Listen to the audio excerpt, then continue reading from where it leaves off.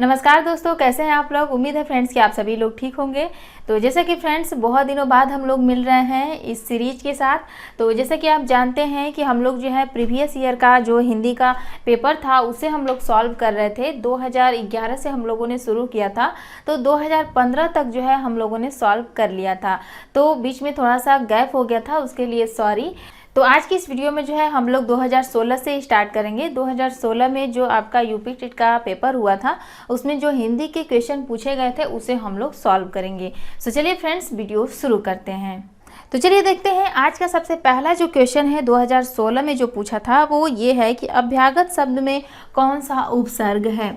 शब्द दिया हुआ है अभ्यागत और बताना है कि इसमें कौन सा उपसर्ग है। तो हम आपको बता दें कि उपसर्ग वो होता है जो किसी शब्द के शुरू में जुड़ता है, यानी कि किसी शब्द के पहले जुड़ करके उसका अर्थ बदल देता है। और एक होता है प्रत्यय। तो प्रत्यय वो होता है जो किसी शब्द के अंत में जुड़ करके उसका अर्थ परिवर्तित कर देता है। तो हमसे क्या पूछा है कि उपसर्ग बताइए इस शब्द में। तो अभ्यागत में जो है अभी उपसर्ग है।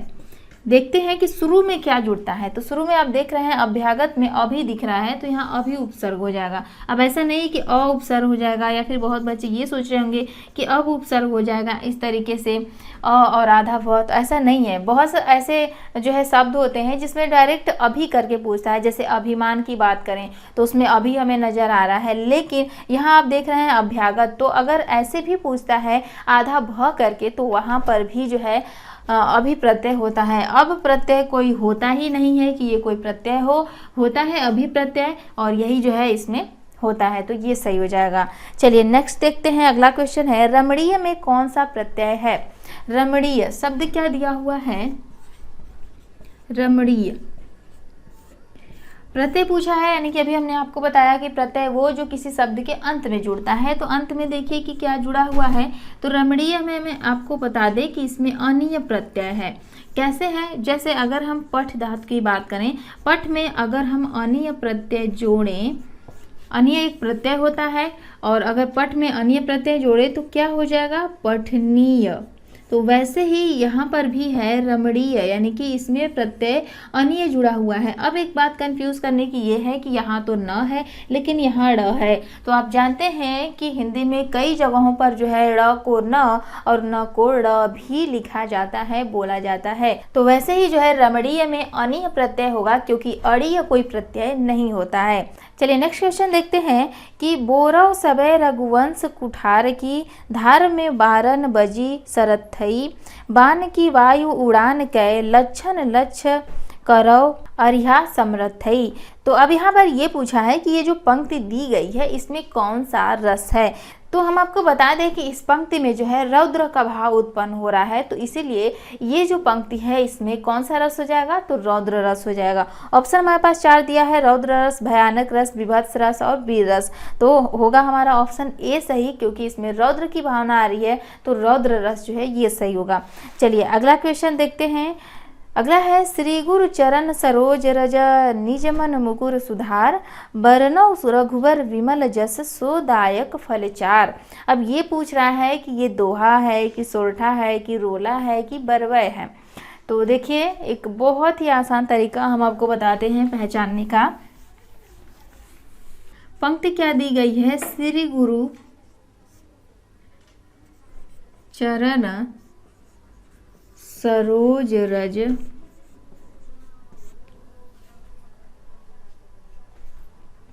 निजमन मुकुर सुधार, निज मन मुकुर सुधार।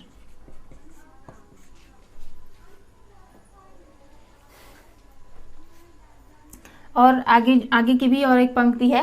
देखिए यहाँ पर यहीं पे हम लोग समझते हैं कि सबसे पहला ऑप्शन दिया हुआ है दोहा, सोरठा, रोला, बरवय। तो आप जानते हैं कि दोहा में जो है पहले चरण में 13 और दूसरे चरण में 11 मात्राएं होती हैं। तो चलिए यहाँ पर डायरेक्ट जो है हम लोग मात्राएं काउंट कर लेते हैं, क्योंकि ज़्यादा टाइम तो लगना नहीं है।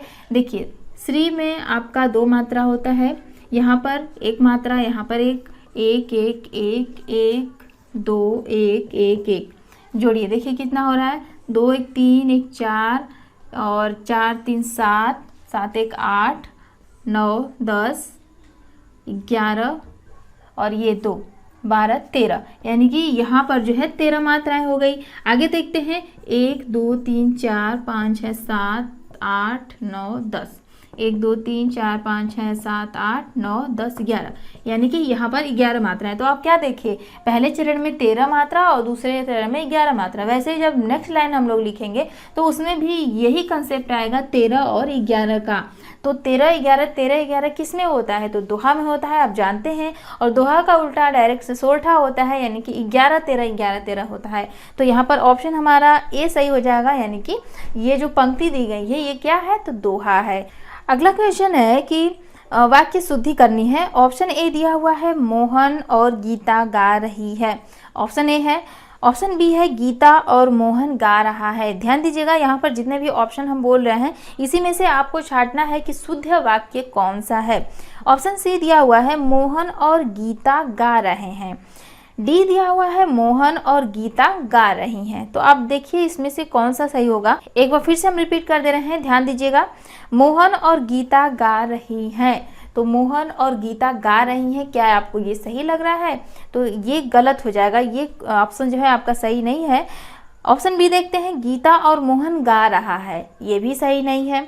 अगला देखते हैं सी कि मोहन और गीता गा रहे हैं, ये सही है। अगला भी चेक कर लेते हैं, ऑप्शन डी भी कि मोहन और गीता गा रही हैं। आप देख रहे हैं कि ऑप्शन ए में जो दिया हुआ है कि मोहन और गीता गा रही हैं, तो अब यहाँ पर गा रही है जो क्रिया है वो स्त्रीलिंग है। तो ऐसा नहीं है कि क्रिया जो है केवल गीता के अनुसार लगेगी, क्योंकि मोहन भी है और मोहन पुल्लिंग है, तो ये गलत हो जाएगा। ऑप्शन बी है गीता और मोहन गा रहा है, तो अब यहाँ पर जो लास्ट में आ रहा है मोहन उसके अनुसार लगा दिया गया है, तो अब यहाँ पर ये भी गलत है, ये भी रूल नहीं है। सी है कि मोहन और गीता गा रहे हैं, ये सही है। और डी भी गलत है, मोहन और गीता गा रही हैं, ये तो बिल्कुल गलत है। तो यहाँ पर जो शुद्ध वाक्य है मोहन और गीता गा रहे हैं। चलिए अगला क्वेश्चन देखते हैं। इन शब्दों में से कौन सा शब्द हिंदी शब्दकोश में सबसे अंत में आएगा। क्ल्यू ऑप्शन ए दिया हुआ है क्ल्यू, बी है क्रम, सी है कृषक और डी दिया हुआ है क्या, कृषाणु।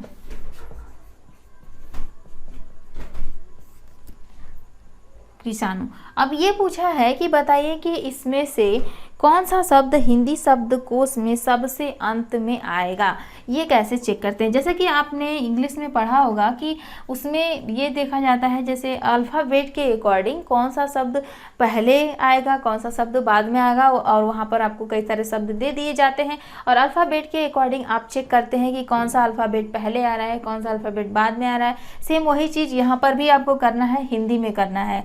तो देखिए सबसे पहले हम लोग सब में चेक करेंगे, क इसमें भी है, क इसमें भी है, क इसमें भी है, क इसमें भी है, सेम है। अगले पे चलते हैं, अगला क्या दिया हुआ है, ल है।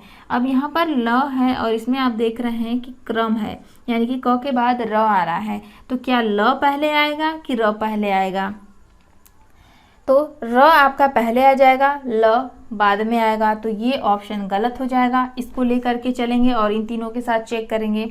चलिए कृषक है, अब यहाँ देखिए कृषक, क के बाद री आ रहा है, तो क्या री पहले आएगा कि ल पहले आएगा, तो री पहले आएगा, तो इसको भी हम लोग काट देंगे क्योंकि ये भी पहले आ जा रहा है। हमें चेक करना है कि अंत में कौन सा आएगा। अब इसके साथ और इसके साथ चेक करेंगे, तो देखिए कृषाणु, अब यहाँ पर क के बाद री आ रहा है, कैसे आ रहा है ये तो आप समझ रहे होंगे। जैसे क्री, जब इसका उच्चारण करेंगे क्री, तो अंत में री आ रहा है, तो क पहले उसके बाद री, तो क के बाद री और यहाँ ल, तो आप देख रहे हैं कि री पहले आ रहा है, ल बाद में आ रहा है, तो ये भी गलत हो जाएगा। और सबसे अंत में जो है क्लीव शब्द आएगा, यानी कि ऑप्शन ए हमारा सही हो जाएगा।